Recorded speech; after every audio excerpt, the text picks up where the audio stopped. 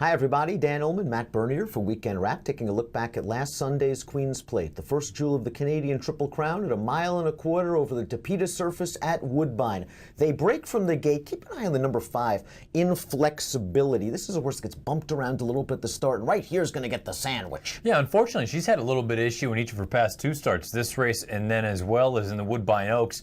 She does acquit herself quite nicely, as she did in the Woodbine Oaks as well. Yeah, one of 2 fillies in the Queen's Plate, the other, the betting favorite, the number 3 Helena, who settles into a great pace-tracking, ground-saving trip. Yeah, and it doesn't seem like there's really anything serious signed on early. You've got State of Honor. We know what he's capable of doing. So this, for him anyway, is a rather rated pace early on. You see, it's basically just a big bunch in here. But Holy Helena, she's got the beautiful tactical speed. She can work out a nice sort of ground-saving-ish sort of trip there in the 2-path right there in those dark silks. Holy Helena really seems to relish racing at Woodbine. Her first synthetic start, I believe only her 3rd lifetime start. She won the Woodbine Oaks, and she's going to work out a really nice trip here, again under Contreras. State of Honor is up front, pressed by a long shot. You're going to see an early move here from the number 2, Guy Caballero. That horse is a little bit of a price, but I understand the move trying to gain position. You know, the tough thing with a horse like Guy Caballero, it seems like he does his best running from well off of the pace. So now all of a sudden I wonder if, because you see the fractions a half and 48 and 3, if maybe he was taking a little bit out of his game. I think if push came to shove,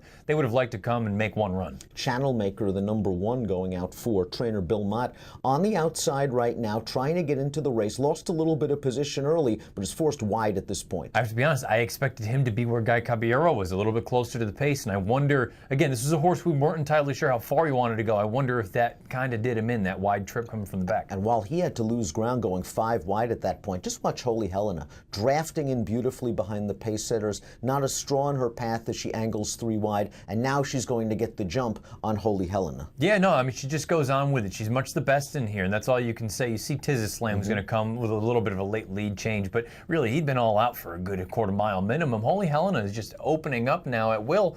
This is a very talented filly. You're going to see Inflexibility, the 5 split horses right now. She is running very well. She will gallop out after the fact. But Holy Helena, what can you say? 4 starts, 3 wins, 1 second. She is an Adena Springs homebred by the Adena Springs stallion Go Sapper, who stands for $75,000. It's been a tremendous year for Go Sapper. Paula Silver Lining, 2 Grade 1 wins. Shaman Ghost headlines the Suburban on Saturday. McCracken, one of the better 3-year-olds in the country, perhaps primed for a strong second half of the season. Holy Helena is a half-sister to one of your favorite horses, yet a completely different kind of horse, a half to Holy Boss. How about that?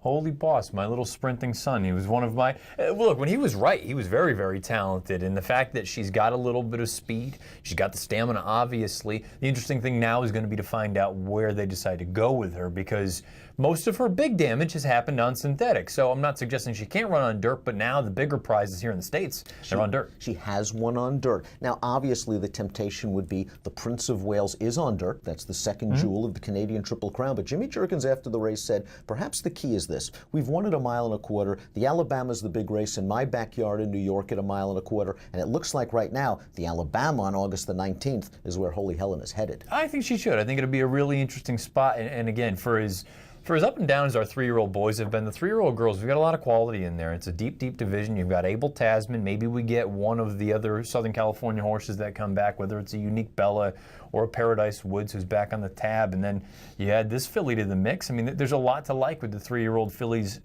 just in general. Now, Inflexibility, the other filly, finished 3rd. That was a good, solid race. While Holy Helena seems as comfortable on dirt as she is on synthetic, I think Inflexibility is more of a turf filly. Yeah, she was really a turfer down here for Chad at Belmont Park, and you wonder going forward, she's obviously not going to run this coming weekend in the Belmont Oaks, but you'd like to think that those 3-year-old filly races up at Saratoga, maybe to Lake George, maybe that's a kind of race. I don't know if that's too quick, though. It's a sharp turnaround, but I do agree. I think she's going to be a turf horse. Channel Maker, do you think we see him in the Prince of Wales on dirt? He was doing most of his damage on turf here in the States earlier in his career and in Canada as a 2-year-old. Synthetic, he's run pretty well. Do you think we see him take a chance on the dirt? Probably, just because I think he's a cut below our 3-year-old dirt horses here, and I don't think really, you're not going to get the best of the best as far as those horses in the Prince of Wales is concerned, so I wouldn't be surprised if you saw him take a shot. As for State of Honor, what do we do with State of Honor? We know the horse has some ability. We know the horse has a little bit of speed. Will the connection simply write this race off and say it was a synthetic experiment gone awry? He has run well on synthetic in the past.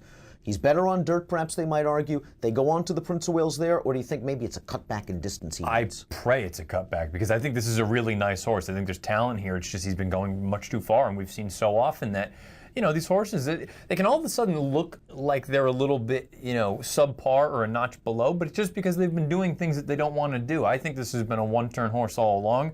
You get him to 7/8 of a mile on dirt, I think that would be fantastic.